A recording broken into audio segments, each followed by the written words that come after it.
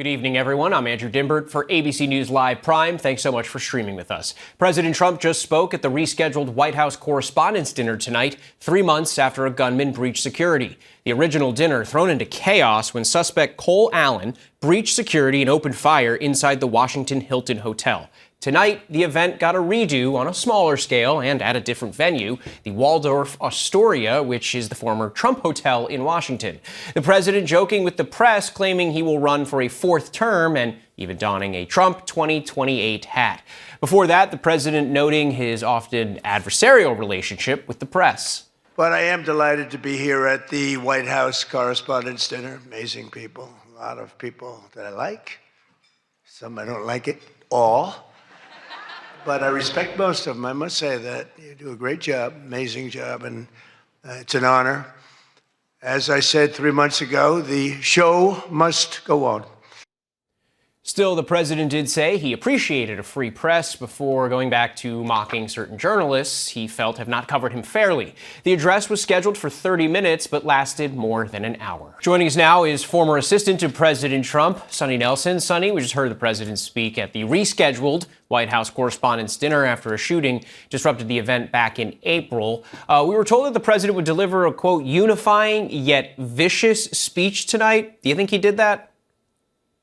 Well, like we said before the president spoke, that was going to be a tricky needle to thread. And I think he did about as good a job of that as you can do. Of course, he started off the speech with a lot of humor, but he also touched on the importance of continuing this historic event that happens in Washington, D.C. to really honor the First Amendment and to talk about how important the press corps is, because of course they are so truly important in making sure that the president's message and the president's actions get out to the American people unfiltered. So the president has, very high respect for the press, and he knows the value of the press. Of course, we saw at times fiery in all different directions, whether it be his own party, of course, taking jabs at Secretary Kennedy, which I thought was probably the funniest part, in my opinion, and then taking jabs at his political opponents. And that's, that's one of the beauties of our country. And that's what the beauty of the First Amendment is.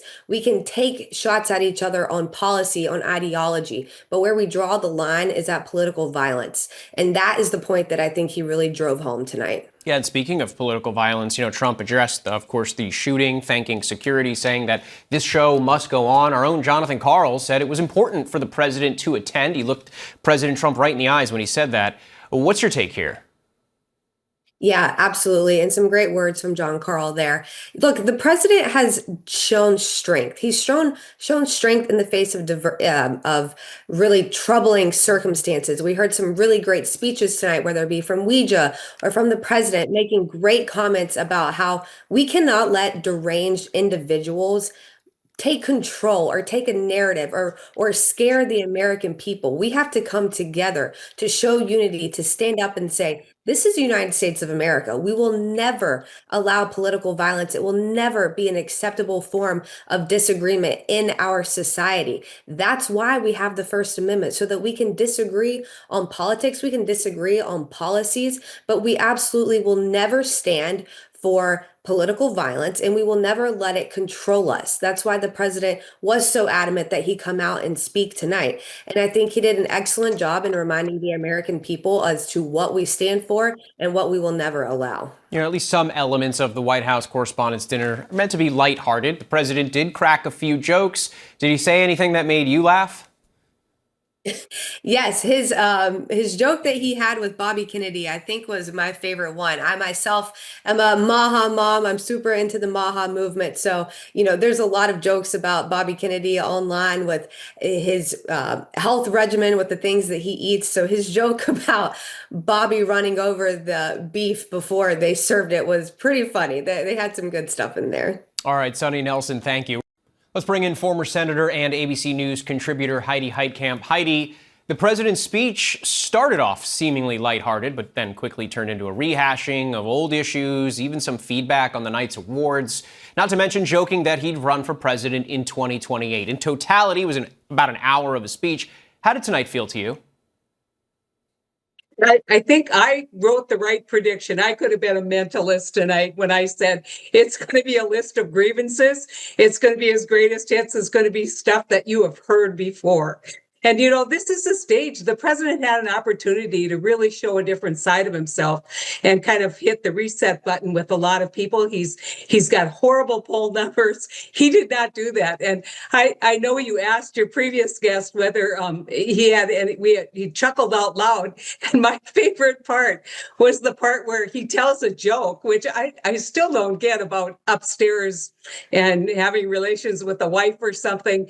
And then he says, "Does anyone understand this stuff?" And I thought, truer words have never been spoken. And I think at the end of this speech, he kind of realized that you can't be looking out at a crowd of people looking at their cell phones, not really reacting to what you're saying. But yet he understands that the cameras are on, and this is his chance to rehash all the old grievances, tell all the old so-called jokes. And, it will be memorable because he showed up. So let's just say that if the bar was showing up, the president did that tonight. If the idea was to hit a reset button and show people a different side of himself, that did not happen tonight. Well, after the way the last correspondents' dinner ended, do you think the president set the right tone tonight? No, I mean, I think that there was a real opportunity to basically talk about, when he talks about political violence and then goes ahead and uses all of the language and, kind of pretends that he's talking to someone about someone being a fat pig. And, that is not, he's never been presidential. And that's part of his attractiveness, I think, for people who live in places like I live. He's not politically correct. He doesn't pretend to be politically correct. But occasionally you could rise to the occasion and, say something nice. I think he was set off a little bit by Caitlin Collins getting an award. And then there was the award for the photojournalist that made him look a little schlumpy, kind of standing there in the middle while somebody had collapsed in the background. I think when he said, this night's been worse than I thought, I think he meant that. I think that was the truest statement that he gave, because he had to sit through all of those awards, many of which he didn't agree with, and then, stand up and give a speech. So I give him kudos for showing up, but this was not any major effort on his part to lighten the mood or in any way kind of turn the page. And when he said, I really like the media, as he follows up with the statement that, I'm totally ignoring you. I'm going to TikTok because you're not somebody that can help me. Yeah, Ron was mentioned tonight as well. The president saying that things are going well and still teasing a potential deal. What did you make of that part? Well, I think, I think that he is working to try and get that deal. I think he might not have the right team on the ground to make that deal happen. I was in the Senate when the JCPOA was basically negotiated, and we voted on it. That's very complicated, especially when you're trying to make sure that Iran never gets a nuclear weapon. And now we're seeing the effort expand into the Red Sea. We're seeing, when you look at the trifecta for oil prices, you've got the Strait, you've got now the Saudis engaged in warfare, and you have Ukraine taking out the capability of Russia. And so there's going to be a lot of pressure on gas prices. Most people didn't support this war, and certainly if they think that they're paying for it in their pocketbook, this is going to get even more difficult for the midterms. But nobody should disagree that we need to stop Iran from ever getting a nuclear weapon. And so I hope they're successful in doing that. Heidi Heidkamp, thank you. You bet. Wildfires spreading out of control in Europe. Tonight, nearly 200,000 people have been forced to evacuate their homes in southern France and central Spain. The wildfires hit during back-to-back heat waves, further straining emergency services. Here's ABC's Marcus Moore with the devastating images coming in. Tonight, nearly 200,000 people evacuating parts of France and Spain, fleeing out-of-control wildfires consuming dozens of square miles. Huge plumes of smoke darkening the sky over southwest France's beaches, popular with American tourists, whipping winds and a historic heat wave in part fueling the flames. Homes in this neighborhood burned to the ground. One resident saying he, his wife, and son battled the flames throughout the night, able to protect 4 houses. Across the border in central Spain, authorities racing to evacuate this care home as flames burn nearby, assisting the most vulnerable, people using walkers and wheelchairs. This gas canister igniting behind a French reporter as she prepared to appear on the news, flames shooting into the sky. Authorities declaring a state of emergency as the flames spread. They say dozens of firefighters have been injured battling the blaze, but so far, no deaths reported. Marcus Moore joins us now. And Marcus, unfortunately, summer fires have become rather common in Europe. How do these compare to others in recent years? Yeah, Andrew, it's truly remarkable. In France, officials have said that since January this year, more than 120,000 acres have burned, and that's 3 times more than the same time period last year. In fact, the French Interior Minister said that the fires burning there right now are unprecedented and far worse than the wildfires that burned there in 2022. Andrew. Marcus Moore, thank you. Now to the tensions escalating in the Middle East. President Trump met with top advisors at the White House 24 hours after threatening massive attacks in the war with Iran. All of this is having an impact here at home, with the average price of gas hitting $4.10 per gallon. ABC's Matt Rivers is in Jordan with the latest. After pounding targets in Iran for 2 weeks, President Trump huddling with top advisors at the White House, weighing whether to ramp up the U.S. military assaults. We can even make it a heavier dose, and it's knocking out everything they have. Or there's a smarter strategy, and that's you make a deal. The president says he's not in a rush. I'm not in a hurry. It comes just days after the remains of 4 American soldiers killed were returned home. Today, Iran claiming a fresh wave of drones launched toward U.S. targets in the region. Smoke seen rising near a base in northern Iraq where U.S. forces are deployed. U.S. forces hitting Iranian drone sites near the Strait of Hormuz.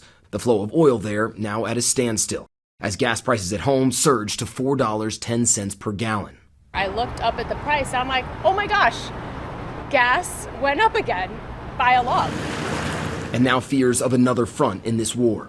There's real concern here along the Red Sea after multiple Houthi attacks on Saudi shipping. Fear is that if the Houthis and the Iranians decide to close the Bab el-Mandeb Strait, it would be another massive hit to the global economy.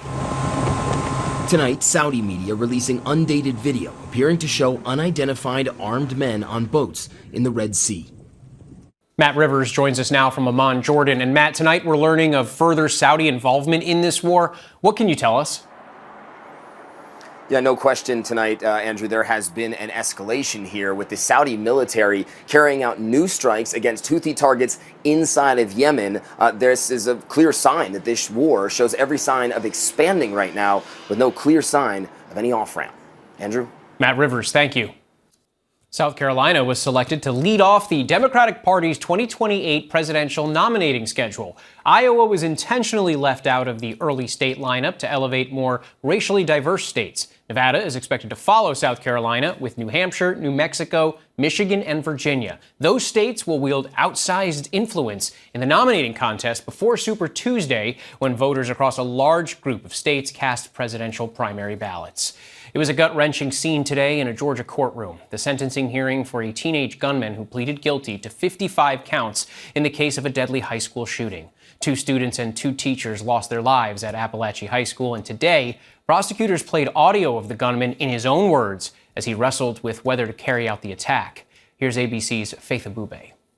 Tonight, for the first time since a Georgia student shot and killed 4 people inside Appalachia High School, the teenager, in his own words, I'm so sorry. The then 14-year-old sobbing in a police interview played during today's sentencing hearing, telling investigators he had second thoughts just before he carried out the deadly massacre in September 2024. I had a moment of in the bathroom, I was like, I really shouldn't do this. Coach Gray blaming his degrading mental health and at one point saying in the interview that he warned his father before the deadly school shooting. I told him to hide his guns and he did, but I don't know how I found them. The courtroom gripped with emotion as the teenager entered a guilty plea, admitting to all charges in his 55-count indictment. It was nearly 2 years ago when the chaos unfolded just about an hour outside Atlanta.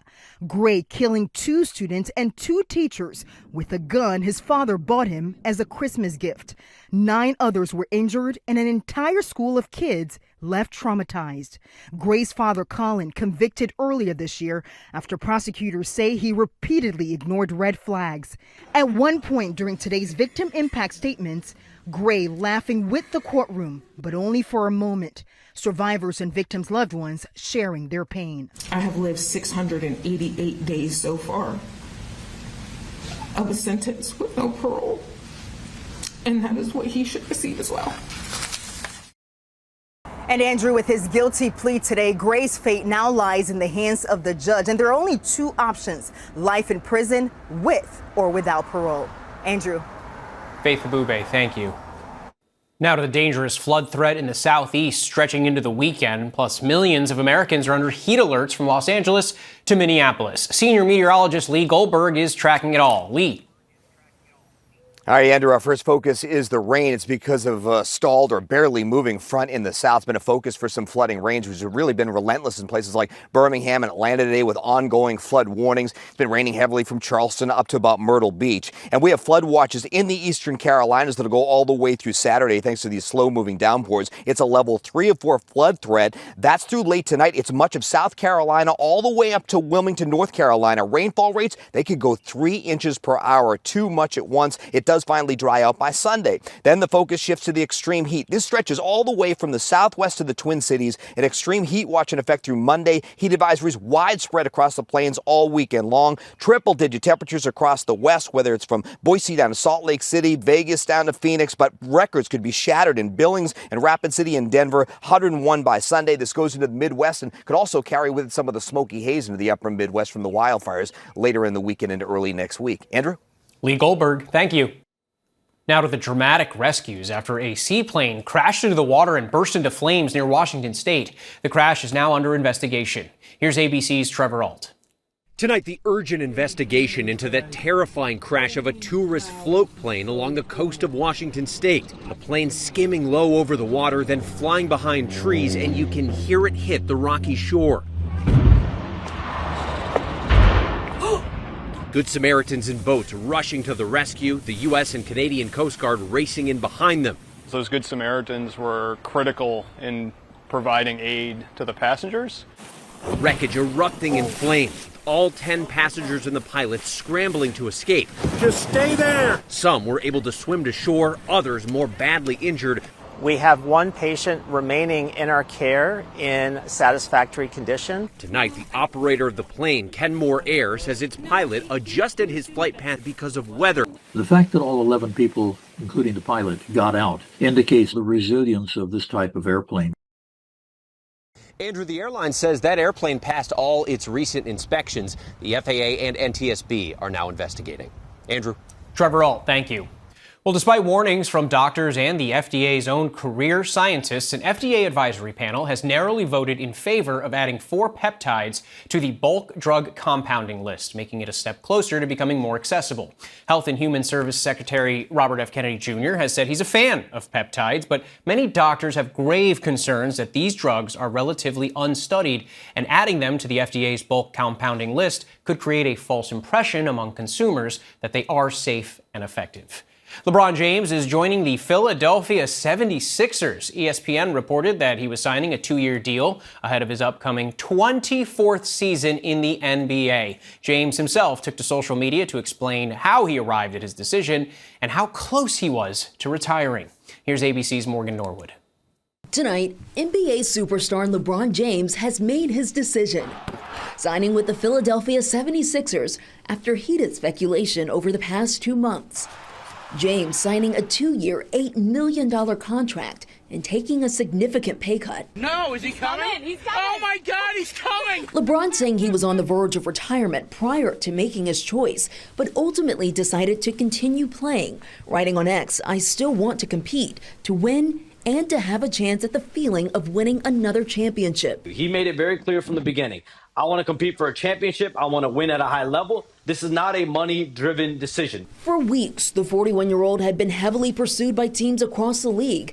LeBron James is arguably the greatest player of all time, the league's all-time scoring leader, and holding numerous NBA records during his 23 seasons, along with winning 4 NBA championships across 3 teams. LeBron hoping to take Philly to their first championship in 43 years. Fans in Philly ecstatic. We got to put full fire behind him. We got to show him welcome to Philly.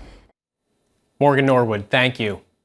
For more on LeBron's decision, we're joined by Justin Tinsley, senior writer at ESPN's Anscape. James could have played anywhere. I was hoping it'd be Miami, but it's not. And he even said that his decision was not based on money or his family, which is obvious by the contract that he signed. What do you think swayed him to the 76ers?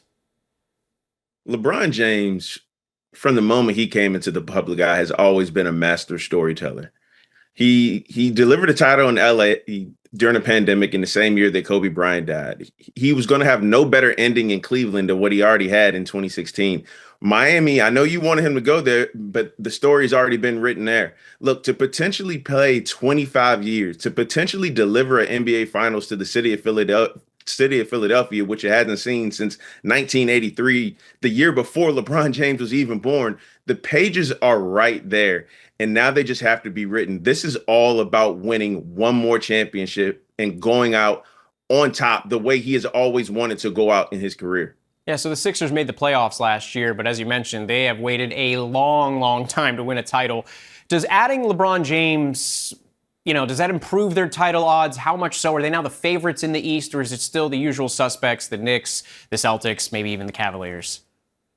I think it's the Knicks until somebody dethrones them. But look, here's a team that had title aspirations before LeBron James signed there. They got Jaylen Brown this offseason, one of the biggest moves of the offseason.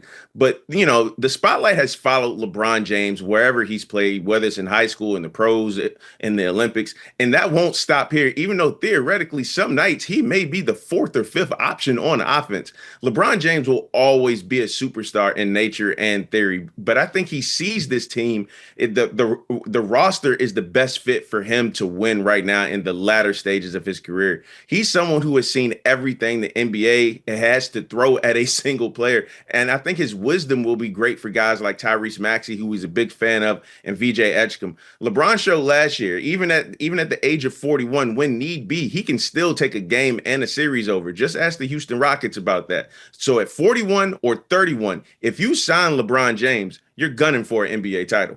And Justin, clearly James did not make this decision about money. He signed for a reported 2 years, $8 million. Nothing to scoff at, but still, it's far less than what he's made before. What does that signal to you?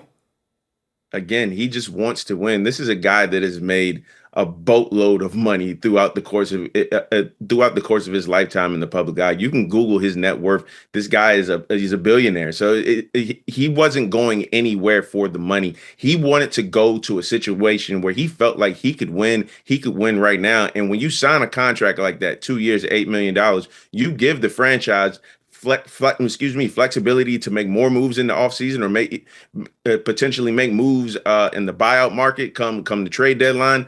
Sent shockwaves through the sports world. All right, Justin Tinsley, thank you. Coming up, it's the most contagious disease in the world, and it was once eliminated in the United States, the measles. Why infections, especially among children, are now surging to historic levels. And as a wildfire spreads towards the famous Bordeaux wine region in France, the president has mobilized the armed forces and more than 140,000 people have been evacuated.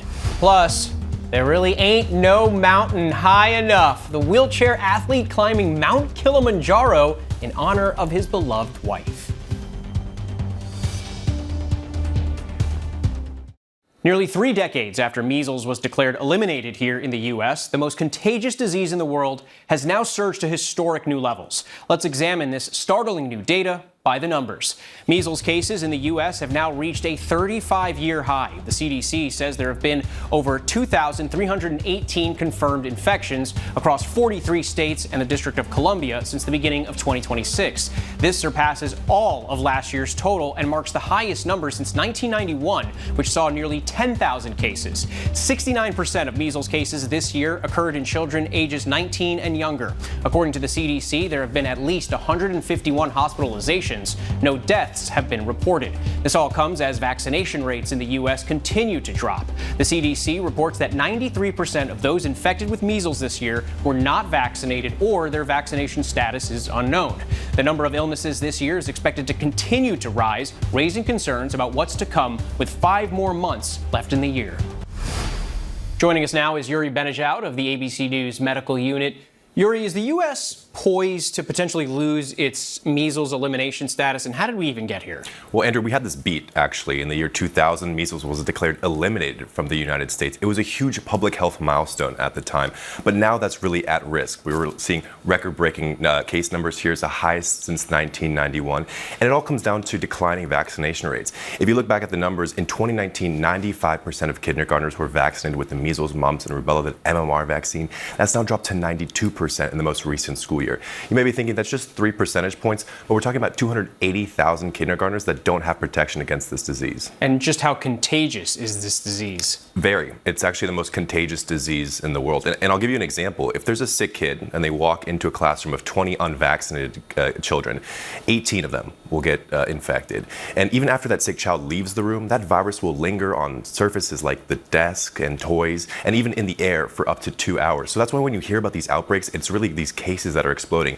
at an unprecedented rate. If you are exposed, what are the symptoms? Yeah, so we typically talk about a rash with measles, but before that, you get these flu-like symptoms, things like cough, sore throat, fever. But really, Andrew, it's about the complications that we're concerned about. 1 in 5 unvaccinated people land up in the hospital. One of the complications is pneumonia. It's actually the most common cause of death in children that get measles that are unvaccinated. Also encephalitis, which is the swelling of the brain that can lead to deafness and even seizures. And then death. Last year, we had 3 people die, including 2 young girls. Now, in terms of exposure, you don't want to go to the doctor and visit the waiting room and potentially expose other people. So what you want to do is you want to call your doctor, and they will have some advice as to your next steps there too. All right, you mentioned kids just a little bit there. You know, the school year is about to start here. What do parents need to know about measles? Well, when I talk to doctors about this, the number one thing they say is vaccination. It's the best way to protect yourself. And the measles, mumps, and rubella MMR vaccine that I just mentioned, it's quite effective at preventing this disease. It comes in 2 doses. You typically get the first after your first year of life, and then the second after your 4th year of life. And Andrew, those 2 doses are 97% effective at preventing this disease. And is it just this year are we seeing this trend with less vaccinations and more measles outbreaks? Well, because we're seeing this declining trend from 2019 forward, that's where we're really starting to see this uptick. You're starting to see this next generation of children that aren't protected against this disease,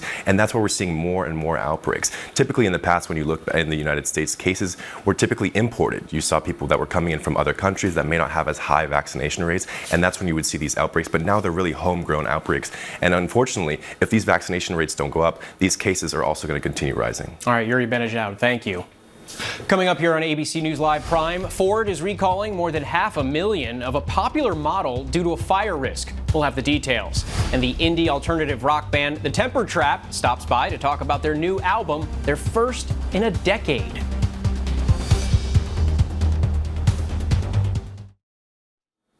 Welcome back to Prime. Here's a look at the stories making headlines right now. Wildfires in Europe have grown out of control as officials declare a state of emergency. Nearly 200,000 people are evacuating parts of France and Spain as the flames consume dozens of square miles. Firefighters have been injured as they try to contain the rapidly spreading fires, which are being fueled by the historic heat wave. So far, no deaths have been reported. Howard University is facing backlash for unenrolling more than 500 freshmen just weeks before the start of the fall fall semester. Incoming students received an email from the school saying they were no longer enrolled after not meeting the tuition payment deadline. School officials responded saying they sent out multiple notices about the deadline. Former NFL quarterback Tony Romo was arrested for allegedly operating a vehicle while under the influence in Milwaukee, Wisconsin. Romo was taken into custody last night, reports revealing he performed poorly on field sobriety tests. Romo was released hours later. He spent 14 years with the Cowboys and is currently an analyst for CBS Sports. More than 2,000 gallons of water erupted from a massive fish tank as it shattered at a pet shop in suburban Chicago. Surveillance footage captured the tank bursting and the workers rushing frantically to save the fish inside. Sadly, more than 350 fish died. The store workers said they believed a seam at the top of the tank may have given out. The tank was a fixture of the store, which has been serving the community for more than 30 years. Coming up, more than 19 million eggs are under a recall. How to find out which brands may have possible salmonella contamination. And a bizarre murder for hire plot. The former boy band member, police say a TikTok influencer and her father tried to have killed.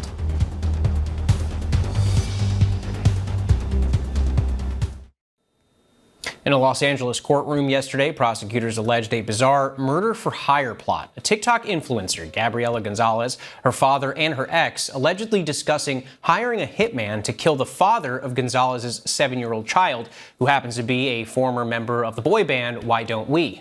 Our Juju Chang has the in-depth report. The suspects charged in a scandalous murder for hire plot back in court. The hearing for popular influencer Gabby Gonzalez, her father Francisco, and Gabby's former boyfriend Kai Cordry. The three seen here side by side before a judge for the first time. Do each of you waive the right to a speedy arraignment? Ms. Gabriela Gonzalez? Oh, yes. Mr. Francisco Gonzalez? Yes, Your Honor. Mr. Kai Cordry? Yes, Your Honor. Gabby, known on social media for posting bikini-clad videos, flaunting her carefree lifestyle in Hawaii. On TikTok, she's all about showing off her style. In court, she was in a blouse and a blazer, very buttoned up, looking like she had dressed up for court. But this is a different look. The target of the plot, allegedly Gabby's other ex-boyfriend, Jack Avery, part of the Gen Z boy band Why Don't We? From the minute they debuted, they were very much that formula of what makes up a boy band. So they were good-looking, young, super talented. This album is going to be absolutely insane, and I know it's going to bring us to some crazy places. Jack Avery was one of the band's founding members, known for his raspy voice with hit songs like What Am I? And if I said I'm falling, would you just reply, I know you are, but what am I? Gabby's father, Francisco, also charged and accused of bankrolling the plot. Kai allegedly tried to hire a hitman on the dark web. All three suspects are out on bond. None of them showed any emotion while they were in court. They just kind of stood there. Kai Cordry, he was there as well, kind of off to the side in the back, wearing a dark suit and a red tie. All of them were stoic. Have you no weapons on you? No, sir. Cool, just come to me and turn around, put your hands behind your back, okay? Yes, sir. This as newly obtained police body camera video showing Francisco Gonzalez being detained in Florida back in May, asking about his daughter. You're aware of everything going on? No, I'm not. I'm aware that your daughter? Yeah. Gabriela? Yeah. Now, all three charged with conspiracy to commit murder, attempted murder, and solicitation to commit murder. Their alleged target, Jack Avery, the father of Gabby's daughter, Lavender. This story is about someone's fantasies getting out of control. A media influencer, her father, her boyfriend, allegedly colluding to kill the guy from the boy band? What? So why would Gabriela Gonzalez want Jack Avery dead? Why would the mother of this child want to have the father of the child killed? Why would anybody want to do that? There needs to be some sort of test or something done on people before they have kids.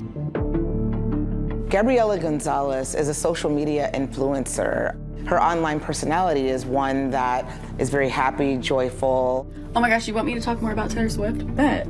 She's a surfer, she's in a bikini, she's at the beach, she's gardening, she's taking care of her daughter. And then we started seeing her a lot more once she started dating Jack Avery. And Here comes Gabriella calling Jack while he's out on tour to let him know, hey, I'm pregnant. Jack spoke about that moment on the Zach Sang Show podcast. She's already crying, and my heart just starts racing. I'm like, please don't tell me you're pregnant. Please don't tell me you're pregnant. Like, I was like, I can't do this right now. And she's like, I'm pregnant. It was tough at some points, but for the most part, like, it's been good. Like, I just gotta be the best dad I can be. Within about a year, it seems, from what we know, that Jack and Gabby's relationship is starting to fall apart behind the scenes, quietly. The young couple splits up and became embroiled in a bitter custody battle over their young daughter, Lavender. There are a lot of allegations going back and forth, especially allegations that Gabby made towards Jack that he was an unfit parent. It sounds like Gabriella was really frustrated, angry, and scared about Jack, that he was a threat to her and her daughter. From there, it escalates. According to law enforcement, Gabby wasn't getting what she wanted in family court, so she was looking for another avenue to solve her problems. From there, Kai Cordry is hired as well. After Jack and Gabby break up, Gabby takes up with Kai Cordry. She starts telling Kai that this whole issue is so serious that it needs to be handled outside the court system. You have Gabriella. Now, according to court documents, her father is the one who says and gives her the idea, it would be better off and cheaper if Jack is dead and just get it all over with. Kai Cordry is on the dark web under the assumed name of Lizard King 69. He's actively trying to recruit a paid assassin to kill Jack Avery on Gabby's behalf. According to law enforcement, the plan was for the murder of Jack Avery to be made to look like a car accident. The allegations are that he said, kill him by any means necessary. Kill him quickly, make sure it's done in 2 days. This man, according to law enforcement, ponies up to $14,000 for Kai to go on the web, first with $10,000, then an additional $4,000 to get someone to murder Jack. They don't realize they're not talking to someone on the dark web who can actually do a murder. They're talking to an undercover FBI agent. In November 2022, the Hawaii home of Gabby Gonzalez is raided by the feds after they received a tip about an alleged murder plot. I mean, just picture this. All of a sudden, you've got the feds knocking down your door to raid your home to see if they can gather this evidence of Gabriella wanting to hire a hitman to kill her baby daddy. In the video obtained by TMZ of the search warrant being served on Gabriella's house, you don't see a lot, but you hear a lot. You have to understand. I just don't know what's going on. I just came up from work. Heard that you guys were here. We have people inside that just need to document everything. So we need to make sure that you don't have anything on us that can hurt us there. According to authorities, the FBI removed mostly electronic devices, cell phones, SD cards, thumb drives, laptops. Digital forensic evidence is kind of like the new DNA. 4 years after that November 2022 raid, Lavender is now 7 years old. And in May 2026, the shocking development. The FBI arrests Gabby, her father Francisco, and her former boyfriend, Kai Cordry. Now to an alleged murder-for-hire plot involving a TikTok star, her father, and a singer from a boy band. Prosecutors say Gabriella Gonzalez tried to hire someone to kill her ex-boyfriend, Jack Avery. All three face 25 years to life if convicted on all charges. This is a statement that Jack Avery released. A few days ago, 3 individuals were arrested in connection with an alleged plot to kill me. One of those individuals is the mother of my daughter. Throughout that time, I chose to remain silent out of respect for the legal process and, most importantly, for my daughter. Right now, my focus is on being the best father I can be. The defense said that it needs more time to be able to go through all of the documents in this case, so the arraignment was delayed until September 14th. And we don't know what's going to go on between now and September 14th. Could Kai Cordry make a deal and potentially flip on Gabby and Francisco, or will he move forward and still be one of these 3 defendants? A lot could go on between now and September. This is just the beginning of what will surely be a sensational trial, or trials, once these charges go to court. Thank you to Juju Chang for that report. Coming up here on Prime, for our Prime playlist shuffle, the beloved indie band Temper Trap is here. Their highly anticipated 4th studio album was just released. And the WNBA star Mattel is honoring with her very own Barbie ahead of the league's All-Star Weekend. Stay with us. The FBI busts a dozen people accused of stealing $2 million worth of Nike shoes. An engine fire risk prompts the recall of 500,000 Ford Broncos. And what inspired this wheelchair athlete to take on one of the world's largest volcanoes? These stories and more in tonight's rundown. Ford Motors is recalling more than 500,000 Broncos due to an engine fire risk. The company said Ford Broncos and Bronco Raptors, years 2021 to 2026, may have a wiring defect in the engine compartment that can lead to short-circuited wires and increasing the risk of fire. The company says they are not aware of any injuries or accidents related to the recall, and dealers will repair any affected vehicles free of charge. The co-founder of Cool Kicks, a Los Angeles sneaker store popular with sneakerheads and celebrities, has been indicted for his role in the alleged theft of more than $2 million worth of Nike sneakers. Prosecutors say Barakat Abraham and 11 others stole merchandise from a Nike warehouse in Nashville, then shipped and resold the products. In a statement, Cool Kicks said they terminated their relationship with Abraham, who denies the charges, and also noted that the indictment contains no allegations of wrongdoing by Cool Kicks. Comic-Con kicked off in San Diego this week, flooding the convention floor with pop culture fans, many of them decked out in elaborate costumes. The event has grown over the years to include video games, movies, and TV shows, with stars of major tentpole movies like The Avengers giving talks to the crowd. This year, more than 120,000 visitors are expected.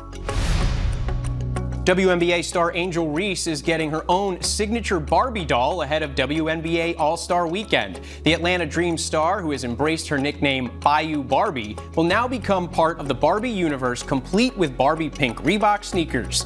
Reese called the collab an honor that shows there are no limits to what girls can achieve. More than 19 million white and brown eggs produced in Texas are being recalled over possible salmonella contamination.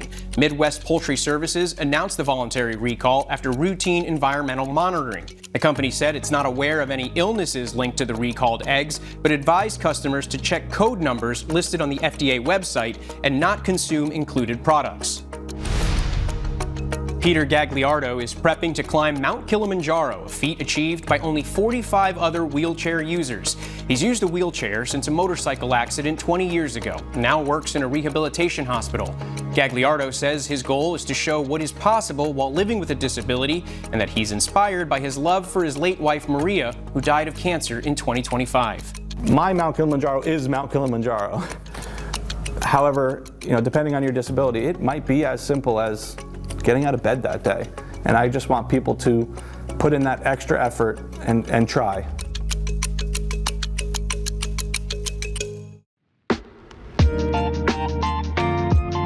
And now to our Prime playlist shuffle. Amassing over 2 billion streams worldwide, they're one of the indie world's most beloved bands, known for their hits on their breakout album Conditions, such as Love Lost and Sweet Disposition. The Temper Trap is now out with their highly anticipated 4th studio album, Sungazer. I sat down with them yesterday. Let's take a listen. Guess it's hard to understand. Could this be real or sleight of hand? There's a mystery to you, just can't explain.